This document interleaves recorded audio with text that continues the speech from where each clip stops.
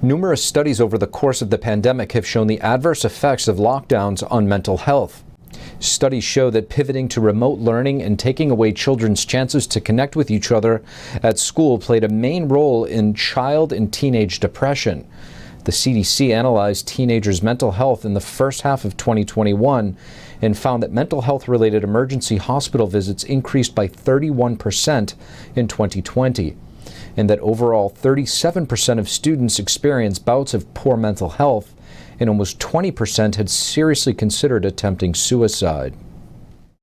As we just reported to you, since coming out of the lockdowns, we have yet to calculate the psychological tolls that they have taken, and we may never know the full extent. Suicides and drug-related overdoses have skyrocketed. We had a chance to speak with Dr. Carol Lieberman. She has a master's degree in public health, and she's a medical doctor specializing in the field of psychiatry. Here's part of our interview. Dr. Carol Lieberman, thank you so much for joining us in the Capitol Report. Thank you. Doctor, when it comes to the health impacts from the lockdowns following, COVID-19, there was speculation that this could have been an issue in the early stages. 2 years out, what do we know?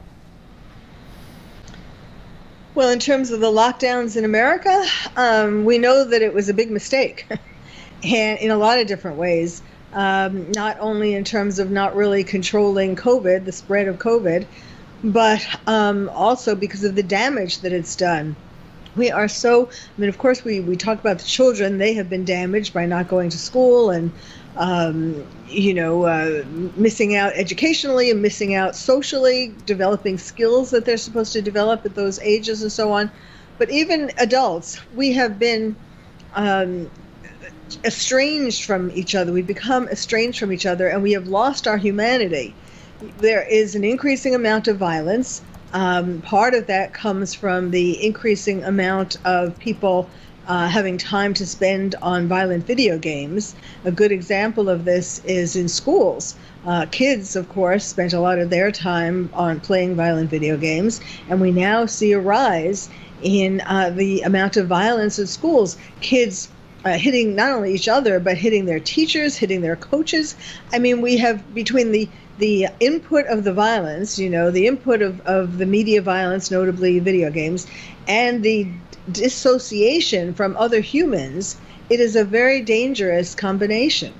Now, you mentioned in the U.S. there's also been some pretty draconian lockdowns measures taken in China. Specifically, we've seen some videos out of Shanghai, China, with people screaming from their balconies. We're hearing reports of increased suicides.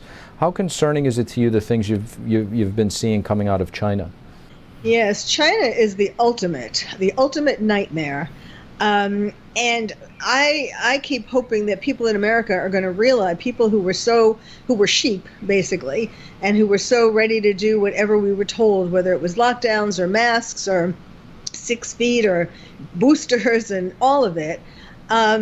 We now see in Shanghai where people don't really have very much choice, where the government is very totalitarian, this is it, what we tell you to do, you have to do.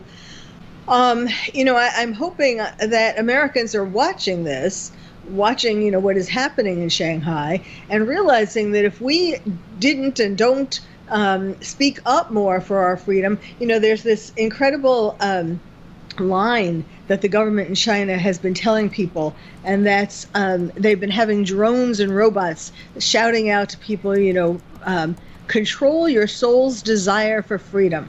Control your soul's desire for freedom, because of the fact that people are protesting, and some people are jumping off balconies, and kids are wearing hazmat suits. But they're trying to control the protests, that they don't get out of control.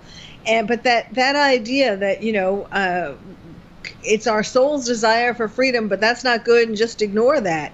So that's what I'm saying. I hope Americans realize that if we ignore or keep being sheep and following all the rules, that the lockdowns and so on in America, that we could end up like that. Like you said, I mean, we've been told to follow the science. So I guess, is the hard data there now? I mean, we've seen places like Sweden that took no measures. And then you look at another microcosm when you compare a place like California to Florida in terms of how lockdowns did not reduce cases between those two states that took a different approach. What can we make of these examples, and are our officials that are suggesting these lockdown measures having these discussions, do you think? I mean, yes, they kept saying follow the science, and the number one arbiter of science was Dr. Fauci, who I think should be locked up and charged with criminal, charges and locked up because, I mean, that's it. We have come to realize that a lot of the motivation for these so-called scientific rules really had to do more with money, or with power, number one, and then also money. Money, from getting money to the pharmaceutical companies who made the vaccines. And it was I don't want to say totally that it was a spoof on America, but, other things that happened were that the real reporting of adverse reactions, the real reporting. I mean, we didn't get real reporting. That's the problem. Talking about medicine, what's interesting is that in Shanghai, people who had COVID and who had other illnesses, comorbidities, in Shanghai, they want to try to say that they're working, that this no COVID policy is working, and that therefore they're saying that the people who died from these other comorbidities, not from COVID. Whereas in America, they have been doing the opposite. They wanted to make it seem like there were more COVID cases, that the statistics were worse, so that people would get the vaccines. So in America, in hospitals, when someone died, if they had comorbidities, they were still counted as a COVID death. So, basically, to some extent, American government, and certainly to a larger extent, 1984 extent, the government in Shanghai or in China, it has just exerted its power. In America, I think it was a test run to see just how many Americans would become sheep and just follow blindly. It's the fear, it's the idea of generating fear that then causes people to just listen to so-called science or so-called arbiters of science, because people are scared. Dr. Carol Lieberman, thank you. Thank you. Starbucks flagship store in Seattle voted to unionize. This comes amid a wave of labor activities among big firms. The Seattle flagship store is the latest Starbucks location to form a union. In the past few months, over 26 Starbucks locations have unionized. More votes will be held in the upcoming weeks. Starbucks filed complaints accusing a union of intimidating workers and customers. The nationwide campaign to unionize Starbucks is part of a larger movement. Workers at an Apple store in Atlanta on Wednesday filed a petition to hold a union election.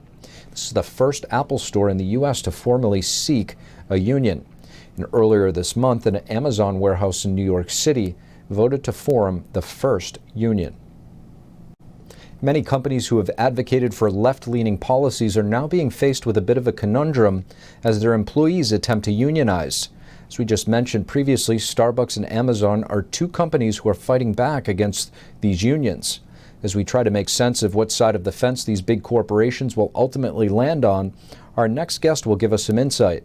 Mark Mix is president of the National Right to Work Legal Defense Foundation. Here's what he had to say. Mark Mix, thank you so much for joining us on the Capitol Report. My pleasure to be with you. Thanks for the opportunity. Mark, we're seeing a lot of these major corporations, Amazon, Starbucks, who stand behind a lot of these social justice causes. Yet when it comes to their own employees mobilizing and trying to unionize for workers' rights, they're fighting back. What's to make of this? Yeah, well, these are interesting times when it comes to Amazon and Starbucks and other movements around the country when you talk about unionization.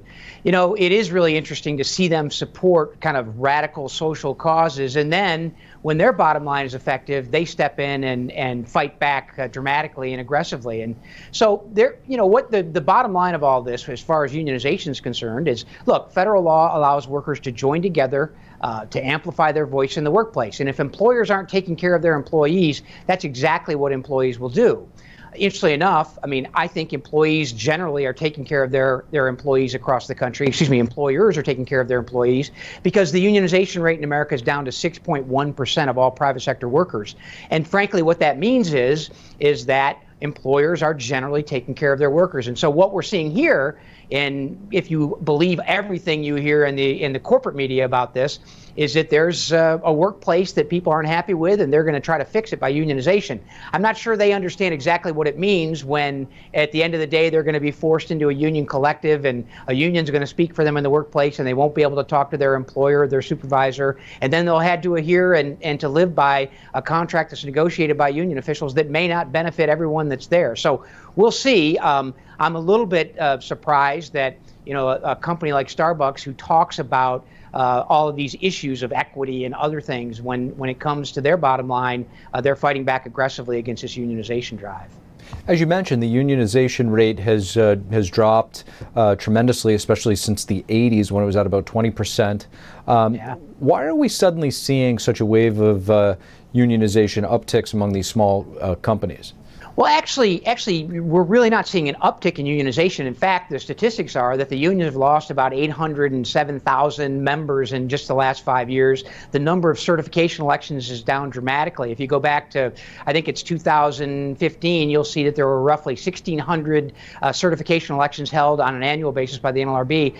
Now we're down to about 840, 846 or something like that. So the number of unionization drives is growing smaller all the time. But what we're hearing about, because of the high profile of Starbucks and Amazon, we're thinking this is a dramatic trend in the workplace. The fact of the matter is employers are taking care of their employees. It's no doubt that the government's got their finger on the scale trying to maximize governmental power to compel more workers to be into unions. We've got a National Labor Relations Board that's trying to radically change labor law to basically say the government's now going to be more enthusiastic about unionizing workers as opposed to union organizers. You know, when I study the history of the Chinese Communist Party, it basically started from unions. So historically, do you think that the union in general is a hotbed for socialist ideologies? I think absolutely right. You know, when we talk about the union movement, we can go back to the 400s and see guilds and workplace guilds show up. But even the Chinese have more of that even farther back in the past. And now when you overlay a tyrannical government like the Chinese government, you know, it's like, okay, the unions are great, but because the government tells us they're great. We're getting more and more in line with that here in the United States, unfortunately. In fact, there's a new kind of thought process, an agenda out there that is getting growing support among Biden administration folks and bureaucrats and so-called academics around the country that talk about sectorial bargaining. And this is kind of the labor policy that is basically emasculated Europe. When it comes to their industries and how they unionize. And what these people are thinking about, and Amazon and Starbucks are kind of just the start of this, they're saying and they're thinking, and Harvard Law School and the guy by the name of Ben Sachs has put this out there, and it's been adopted by lots of, I said, so-called academics or pseudo-academics. And what they believe is that if they can get 5,000 workers or 10% of a workforce engaged in a union, that is enough to basically certify the union across the entire industry, so that now a union would step in and they would negotiate kind of industrial policy, if you will, for all the workers in the coffee business. So now Pete's Coffee, the employees there, and all the workers at Starbucks that haven't decided whether they want to be in or not would be covered by this system-wide agreement. Now, I think that probably the Soviet Union and China would be very comfortable with that type of environment. But in the American experiment of self-government and individual freedom, I think there will be a pushback. And certainly it won't start necessarily here at the Right to Work organization, but we'll be part of it for sure. Mark Mix, appreciate your perspective. Thank you. Thanks for the opportunity. More Chinese companies now face delisting under U.S. law. Today, the U.S. Securities and Exchange Commission added another 17 Chinese companies listed in the U.S. to its provisional delisting list. The companies are identified under an auditing oversight law dubbed the House Holding Foreign Companies Accountable Act. The move comes amid an ongoing fight between the U.S. and China over auditing standards. Dozens of Chinese companies trading on American stock exchanges currently face possible delisting.